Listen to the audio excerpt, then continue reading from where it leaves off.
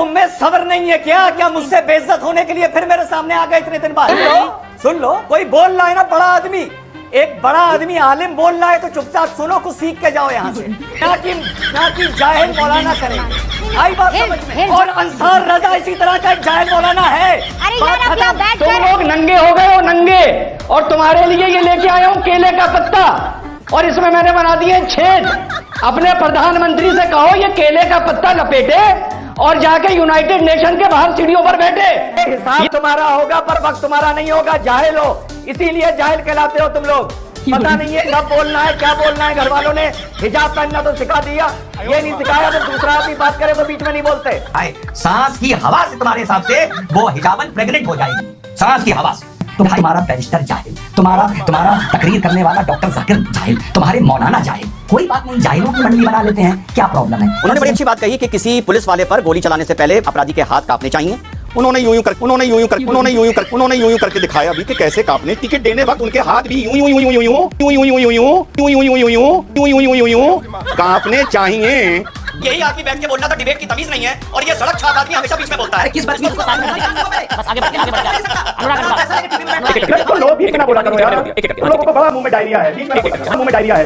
Hello दोस्तों, आइए आज आपको न्यूज चैनलों में होने वाली डिबेट्स में रिजवान अहमद द्वारा पढ़े लिखे जाहिलों की कुटाई और छिलाई के कुछ मोमेंट दिखाते हैं। और रिजवान अहमद जब भी किसी जाहिल को छीनते हैं तो बहुत प्यार, फैक्ट और लॉजिक के साथ, जिसे देख आपका दिल खुश हो जाएगा, जिसके बाद सामने वाला ऐसे बौखलाता है कि मजा ही आ जाता है। अच्छी तरह सुनिए, धमाका है ये। देखिए, वक्फ बिल का विरोध कर रहे अंसार रजा को डॉक्टर रिजवान ने कैसा पेला, और आप ज्यादा फोकस रजा के चेहरे पर कीजिए। अभी अंसार रजा साहब ने बोला रूबिका कि वक्त में मुसलमान मौलाना और आलिम जुड़े होने चाहिए जो कौम के रहनुमा हैं, और कोई बाहर वाला इसका हिस्सा ना बने। यही बोला जितना मैंने सुना है। ये रूबिका कौन से मौलाना इसमें जुड़ने चाहिए जो कहते हैं शाह बानो को 300 रुपए महीना भी नहीं मिलना चाहिए? ये अंसार रजा उन्हीं मौलानाओं की बात कर रहे हैं जो कहते हैं सायरा बानो को तलाक बिद्दत दे दी, वो इस्लामी नजरिए से जायज है। अरे वही मौलाना यार तुम वक्फ में जोड़ना चाहते हो? वाह वाह वाह वाह वाह वाह वाह वाह। अंसार रजा मेरे भाई, जब सुप्रीम कोर्ट का इंटरप्रिटेशन पढ़ोगे, आप उनको बताइए। अरे जिसका भी लिया यार, सुन तो लो, तुम्हें सब्र नहीं है क्या? नहीं आता। अरे तुम्हें सब्र नहीं है क्या मुझसे बेइज्जत होने के लिए फिर मेरे सामने आ गए इतने दिन बाद? अरे सब्र रखो, तुम इतना बकबक कर रहे थे, मैं चुप था यार। क्या हो रहा है ये? हैं? सुन लो, कोई बोल रहा है ना, बड़ा आदमी, एक बड़ा आदमी आलिम बोल रहा है तो चुपचाप सुनो, कुछ सीख के जाओ यहाँ से। जब भी रूबिका सुप्रीम कोर्ट ने कुरान शरीफ का तर्जुमा किया है, वो मुसलमान मौलानाओं से बेहतर किया है, और सुप्रीम कोर्ट के जज सब हिंदू थे। तो मौलाना रजा, पहले तुम ये कहो कि वक्फ बोर्ड की स्क्रूटनी सुप्रीम कोर्ट के हिंदू करेंगे, ना कि जाहिल मौलाना करेंगे। आई बात समझ में? फिर जाहिल मौलाना। संविधान अरे भाई, आप ये कह पाएंगे कि जाहिल किसी और के धर्म? रूबिका जी, क्या है ये सब? रजा साहब रुकिए, ये सब क्या है बताइए। अरे रुकिए ना, बात कर तो रही हूँ मैं। आप बताइए कि जाहिल मौलाना क्या होता है? क्या होता है भाई? तो पूछ रही हूँ मैं, हिब्रू में थोड़ी पूछ रही हूँ। अपने मौलाना को जाहिल करवा देंगे अपने चैनल पे बैठ करके? पूछिए रूबिका। हेलो, हाँ सुन रहे हैं आपको। जाहिल मौलाना कौन होता है, ये सवाल पूछा ना। जाहिल मौलाना वो होता है जो कहता है शाहबानों को 300 रुपए महीना ना दो। जाहिल मौलाना वो होता है जो कहता है तलाक बिद्दत जायज है, और अंसार रजा इसी तरह का एक जाहिल मौलाना है। अरे यहाँ बैठकर आप किसी को थोड़ी वापस वही काम करें, कैरेक्टर असैसिनेशन। अरे तो मौलाना अंसार रजा आप जवाब दीजिए। नहीं अंसार रजा साहब सीधे तौर पर ये सवाल पूछ रही है। मैंने वैसे गवारों से डिबेट नहीं करता, मुझे पता होता कि जैसे बदतमीज आपके चैनल पे आ रहे हैं, और आपके चैनल वालों ने ये बहुत गलत किया मेरे साथ, मैं इसीलिए आपके शो में नहीं आता हूँ। इसी प्रकार AIM-IM की प्रवक्ता साजिया फलक, जो स्कूल ड्रेस में हिजाब को शामिल करने और मुस्लिम लड़कियों को हिजाब पहनना अलाउ करने के पक्ष में, जिसे हाई कोर्ट ने खारिज कर दिया, संविधान और शरीयत की दुहाई दे रही थी। इसके बाद रिजवान अहमद ने कितने प्यार से धोया देखिए। बहुत तंते और अकड़ते थे जिनकी पतंग फट गई और कट गई, उनको भी शुभकामनाएं। पहली चीज। दूसरी चीज, मुझे एक बात अमन भाई समझ में नहीं आती, इतनी बेइज्जती और इतनी जिल्लत उठाने के बाद, इतना अकड़ना और बेबुनियादी बातें करने के बाद, ये लोग हाई कोर्ट में मुंह की खाकर फिर से डिबेट में आ कैसे जाते हैं? या तो ये लोग बहुत बेहद बेशरम हैं, या इन लोगों को यही नहीं पता कि बेइज्जती होती क्या है। दूसरी बात, शहजाद भाई, आपसे एक शिकायत है। आपने बहन फलक की फोटो दिखाई बिना हिजाब के कराटे करते हुए। अरे शहजाद भाई, कभी कभी कराटे बिना हिजाब के करने पड़ते हैं, कोई बात नहीं। जरा ये देखिए फलक की पार्टी की फोटोआं, पार्टी की देखो शहजाद, पार्टी की देखो। ये देखो, ये देखो, ये जो आज हिजाब पहन रखा है, ये जुल्फे लहरा रही हैं। ये देखो शहजाद, देखो भाई, क्या बात करते हो? शहजाद और रिजवान, आप लोग बार-बार कोई असल मुद्दे पे बात करो ना भाई। मैं बहुत बार बोल चुकी हूँ नेशनल मीडिया पे, मैं पहले हिजाब नहीं करती थी, अब करती हूँ। आप हंस रहे हो, फ्लावर दिख रहे हो, आप जोकर दिख रहे हो, जोकर जोकर। मैं पहले नहीं पहनती थी, अब पहनती हूँ। मैंने कराटे नहीं छोड़ा, मैं आगे भी देश को रिप्रेजेंट करूंगी, देश के लिए जीतूंगी, पूरी कोशिश करूंगी जीतने के लिए। और हिजाब पहन के, हिजाब पहन के क्योंकि एसेंशियल है, वर्ल्ड कराटे फेडरेशन की तरफ से अलाउड है, स्कूल्स में क्यों नहीं? बहुत सारे स्पोर्ट्स में अलाउड है, बहुत सारे स्पोर्ट्स में अलाउड है। डॉक्टर, ये बहरूपिये हैं, ये नाटकबाज हैं, ये नाटकबाज हैं जो पार्टी में जाते हैं बिना हिजाब के और टीवी में आके बैठ के हिजाब पहनते हैं और मुसलमानों को भड़काती हैं ये लड़कियां। ये नाटकबाज हैं। कितने बार क्लियर करना चाहिए, कितने बार क्लियर करूं? समझ नहीं आता, दिमाग में खाना खाते हो, भांस खाते हो क्या? भांस खाते हो, समझ नहीं आता, कितने बार क्लियर करूं? चुप तुम चुप, इस बात करने की तमीज नहीं है औरतों से, बात करने की तमीज नहीं है, बेशरम। चुप रहिए। जब औरतें नाटकबाजी करने लगे तो उनके साथ तमीज से बात नहीं करी जाती। तुम्हारी और आपकी मर्जियां पहन रिजवान मेरा नाम है। अरे फलक बाजी, रिजवान मेरा नाम है, बीच में मत बोलो, बीच में मत बोलो, तमीज सीखो। जब तक ये तब तक वो मुसलमानों के खिलाफ अरे तमीज सीखो ना। अरे बाजी तमीज सीखो। अरे बाजी तमीज सीखो, मैं बोल रहा हूँ ना। मुसलमानों के खिलाफ इस्लाम अरे जब तुम बोल रहे थे तो मैं बोल रहा था क्या? अरे जब तुम बोल रही थी मैं बोल रहा था क्या बाजी? मुसलमानों के खिलाफ बोलता है। अरे जब तुम बोल रही थी तो मैं बोल रहा था क्या? अरे जब तुम बोल रही थी मैं बोल रहा था क्या बाजी? ये बताओ, तुम्हारे घर वालों ने हिजाब की तमीज सिखा दी, पर कब बोलना है कब नहीं बोलना ये नहीं सिखाया। सबसे पहले ये सिखाना चाहिए था तुम्हारे घर वालों को, जो मेरे घर वालों ने सिखाया कि अगर फलक बोलेंगे तो रिजवान बीच में नहीं बोलेगा। मुझे बताए, आप सर्टिफिकेट मत दीजिए। ठीक ठीक, अरे हिसाब तुम्हारा होगा पर वक्त तुम्हारा नहीं होगा। जाहिल हो, इसीलिए जाहिल कहलाते हो तुम लोग। पता नहीं है कब बोलना है क्या बोलना है। घर वालों ने हिजाब पहनना तो सिखा दिया, ये नहीं सिखाया तो दूसरा आदमी बात करे तो बीच में नहीं बोलते। अब इस डिबेट में माजिद हैदरी लव जिहाद के समर्थन में ज्ञान दे रहे थे कि हिंदुस्तान में सभी धर्मों में प्यार मोहब्बत होना चाहिए और कोई मुसलमान लड़का किसी हिंदू लड़की से प्यार कर उसे अपने धर्म में अपना लेता है तो इससे आपसी सौहार्द बढ़ेगा। इसके बाद रिजवान अहमद ने कैसे माजिद हैदरी की सच्चाई सबके सामने लाई, देखिए। अब आगे चलते हैं। देखिए, जो इन्होंने शेर पढ़ा कि हिंदू मुसलमान में मोहब्बत चाहिए, तो आज सारे पैनलिस्ट यही कहेंगे कि मोहब्बत होनी चाहिए। तो भाई बड़ी अच्छी बात है। मैं तो ऐलान कर देता हूं मुसलमान लड़कियों से कि अगर तुम्हें कोई हिंदू लड़का पसंद आए तो मेरी बच्चियों, मेरी बहनों, उससे मोहब्बत करो, उसके साथ साथ फेरे लो और जिंदगी उसके साथ बिताओ। बड़ी चैन से बीतेगी। शर्म शर्म शर्म शर्म, रिजवान भाई थोड़ी शर्म कीजिए। हद कर दी आपने, आज धज्जियां उड़ा दी, अपने ईमान की धज्जियां उड़ा दी आपने, आज अपने ईमान की। ये आप मुसलमान अपने आप को कहते हैं ना। ये औकात मैंने पूरे देश को एक सवाल में बता दी। अगर आपको इतनी पूरी तेरी औकात पूरे देश को एक सवाल में बता दी। एक सवाल में तेरी क्या औकात है, तेरी क्या औकात है, देख मैंने बता दिया पूरे देश को। अब सुन ले, अब सुन, अब सुन। अरे पसून कर गई यार। अरे तेरा धागा खुल गया, तेरा धागा खोल दिया मैंने। एक मेरी बात सुनिए। अब जो शेर पढ़ा गया था शुरू में, उसकी तो धज्जियां उड़ गई मोहब्बत को लेकर। और इसी डिबेट में माजिद ने बोला उत्तराखंड की खबर पर कि कैसे कोई अगर हिंदू लड़की मुसलमान से शादी करेगी आप उसको रोक सकते हैं कि वो इस्लाम ना कबूले। अभी बोला इस पे 5 मिनट पहले। और मेरी बात में तेरी औकात सामने आ गई कि तू भले घने में टाई पहन ले, तेरे दिमाग में ऊंचा पजामा था, है और रहेगा। इस डिबेट में वारिस पठान वक्फ बिल का विरोध कर रहा था और इस्लाम को खतरे में, और इस बिल को मुसलमानों के साथ अन्याय बता रहा, जिस पर रिजवान अहमद ने पठान का मुंह लाल कर दिया। बंद तो गलत तो किसी ने कुछ नहीं बोला, लेकिन वक्फ का एक्ट जो है उसको लेकर जब सरकार उसमें एक बदलाव की बात कर रही है तो उसको लेकर बवाल क्यों मच रहा है? क्या हक मारा जा रहा है आप लोगों को, आपको लग रहा है? जी शुक्रिया। जय हिंद, वंदे मातरम। देख लीजिएगा बीच में कोई ना बोले। जी कोई। पहली चीज, अमीश भाई बहुत डायलॉग सुने, कोई इस्लाम का, ये इस्लाम का मैटर है, कुरान का मैटर है, फलाना है और कोई इंटरफेयर नहीं कर सकता।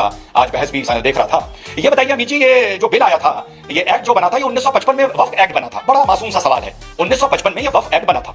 सरकार ने इसमें छेड़छाड़ 1995 में भी करी, अमेंडमेंट लेके आई। सरकार ने इसमें छेड़छाड़ 2013 में भी की, अमेंडमेंट लेके आई। यार जब 1995 में और 2013 में सरकार छेड़छाड़ कर रही थी तब तो इस्लाम खतरे में नहीं आया था, तब तो कुरान खतरे में नहीं आया था। वो अमीश इस बारे नहीं आया था क्योंकि वो छेड़छाड़ के दम पर जमीन के लुटेरों को फायदा हो रहा था। अगर इस्लाम खतरे में था तो 1995 में अमेंडमेंट का प्रोटेस्ट करते ना, जैसे आज कर रहे हो। लेकिन जहां पर तुम्हारा फायदा हो रहा था तुम अमेंडमेंट के लिए चुप रहे, जहां तुम्हारा नुकसान हो रहा है तुम कह रहे हो इस्लाम खतरे में है। यह है लोगों का दोहरा चेहरा, पहली चीज। दूसरी बात जी, जमीन के लुटेरों से एक बात याद आई। मिस्टर जावेद अहमद है, ये मेरी बात नहीं है, इन्होंने कल एक इंटरव्यू दिया है। ये वक्फ वेलफेयर सोसाइटी के फोरम के चेयरमैन है जावेद अहमद। ये पठान जाके उसको चेक कर लें। उन्होंने अपने परसों के इंटरव्यू में बताया है कि तेलंगाना में ओवैसी परिवार ने 3000 करोड़ की वक्फ की संपत्ति पर कब्जा कर रखा है। ये मेरा बयान नहीं है, ये जावेद अहमद का बयान है। पोस्ट भी बता दिया और नाम भी बता दिया। दूसरी बात, अब तीसरी बात और अपनी बात खत्म करूंगा रहा हूं। और मुझे यहां पर प्लीज आप लॉयर या एडवोकेट लिखा करिए। ये मुस्लिम स्कॉलर और मुस्लिम धर्म गुरु की देश में कोई इज्जत नहीं रह गई है, तो आप एडवोकेट। इसी प्रकार एक डिबेट में शोएब जमई जो अखंड जाहिल और देश का दुश्मन है, इसे एंकर ने पूछा कि आपके लिए देश पहले है कि कुरान। तब शोएब जमई ने कहा कि पहले कुरान है। इस पर रिजवान अहमद ने अपनी बातों के जूते से कूट कर जमई के मुंह में बवासीर कर दिया। मैं आपसे पूछता हूँ बहुत शालीनता के साथ, पहले संविधान या कुरान? कुरान पहले आपके लिए क्या है? कुरान। कुरान। जिनके लिए कुरान पहले वो तो कौन कहता है इस देश में कि ये संविधान से बंधे हुए हैं? ये देखिए, जूम कर लीजिए शोएब जमई का चेहरा। ये क्या? जिनके लिए धर्म पहले था सर शोएब भाई, वो चली गई ट्रेन 47 में, ठीक है। आपकी छूट गई। हाँ। जिनका धर्म पहला, जिनके लिए देश पहले, वो यहां रुके हैं। डॉक्टर रिजवान अहमद के लिए देश पहले है, एपीजे अब्दुल कलाम के लिए देश पहले, अब्दुल हमीद के लिए देश पहले है, आपके लिए धर्म पहले है। अमन जी, जिनके लिए धर्म पहले वो चले गए, नंबर 1। हमारे नंबर लिए 2, देश ही पहले है। जिनके लिए धर्म पहले है ना। अरे भाई अब तो मुझे जिनके बोल लिए कुरान मेरी वे ऑफ लाइफ के लिए प्राइमरी, मतलब मेरे लिए इंस्पिरेशन है, और संविधान मेरे इस देश के अंदर मुझे किस कानून के तहत बंद के रहना चाहिए वो मेरे लिए प्राइमरी इंस्पिरेशन है। सुनिए, फर्क समझिए। करूंगा पहले डॉक्टर रिजवान अहमद, फिर तारिक फतेह साहब आपका 1 मिनट। पहले 1 मिनट आपका डॉक्टर रिजवान अहमद। देखिए, ये बड़े ताज्जुब की बात है, कोई वाकई आपकी मजबूरी हो सकती है, एक गेस्ट की एक तमीज होती है, अतिथि देव भव होता है, कि ये बोलने के बाद भी कुरान पहले है। आपने इस आदमी को स्टूडियो में बिठा रखा है। अगर मैं एंकर होता इसे जूते मार के भगाता यहां से, पहली चीज। दूसरी चीज, मेरे लिए वो ये बदतमीजी ऑडियो बंद है पीसीआर। अब ये गाली गलौज पे आप उतरेंगे, दिखा दिया आपने अपने संस्कार, दिखा दिया ना आपने। नहीं, बिल्कुल सही कह रहा हूं। ऑडियो बंद है पीसीआर। मैंने कहा अगर मैं होता तो फूट दिए जाओगे, मैं बता दे रहा हूं। गाली गलौज मत करिए भाई।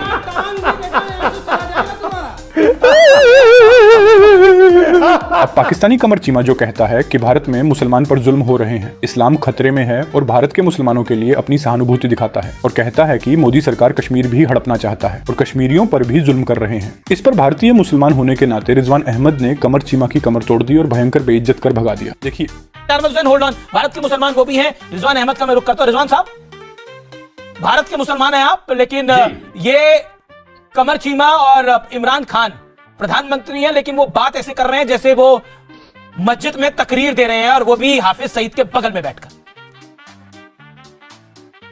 अमीश भाई, जय हिंद, वंदे मातरम। जितने भी यहाँ हमारे भारत के पैनलिस्ट हैं उनसे मैं कहूंगा पहले मेरी बात सुन लें। देखिए अमीश भाई, मुझे आज आपकी एक बात समझ नहीं आ रही है, बुरा ना मानिएगा। मुझे लगता है जैसे आपके सीने में दिल ही नहीं है, आप बेदिल इंसान हैं। अरे साहब, 70 साल से एक आदमी कश्मीर का ढोल बजा रहा था, उसकी खा रहा था, उसकी पी रहा था, उसकी पहन रहा था। हमारे बेदिल प्रधानमंत्री ने और बेदिल हमारे गृह मंत्री ने 70 सेकंड में उस पर पानी फेर दिया, भूखा मार दिया, कपड़े उतार दिए, नंगा कर दिया। अब क्या वो बोलेंगे नहीं पाकिस्तानी? आपके सीने में दिल ही नहीं है? चीमा, मैं तुम्हारे साथ खड़ा हूं, हिंदुस्तान का मुसलमान। इस दुख की घड़ी में तुम लोग नंगे हो गए हो, नंगे, और तुम्हारे लिए ये लेके आए केले का पत्ता, और इसमें मैंने बना दिए छेद। अपने प्रधानमंत्री से कहो ये केले का पत्ता लपेटे और जाके यूनाइटेड नेशन के बाहर सीढ़ियों पर बैठे। ये हिंदुस्तान का मुसलमान का पैगाम है तुम्हारे लिए, और मैं तुम्हारे साथ खड़ा हूं आज, मैं तुम्हारे साथ हूं। इंडिया के अंदर जिंदा रहने के लिए बोलने दे, तकलीफ हुआ है बेचारे को। बोल इंडिया के अंदर मुसलमानों को जिंदा रहने के लिए क्या क्या जतन करने पड़ते हैं? केले के पत्ते, फूल पेश करने पड़ते हैं बीजेपी को, आरएसएस के पांव को हाथ में देने पड़ते हैं। भाई क्या क्या करना पड़ता है आपको? आरएसएस के पांव को हाथ, बीजेपी का माफिया, केले के पत्ते, केले देने पड़ते हैं, क्या क्या करना पड़ते हैं आपको? मुझे अफसोस हो रहा है। तुम लोग को नंगा कर दिया।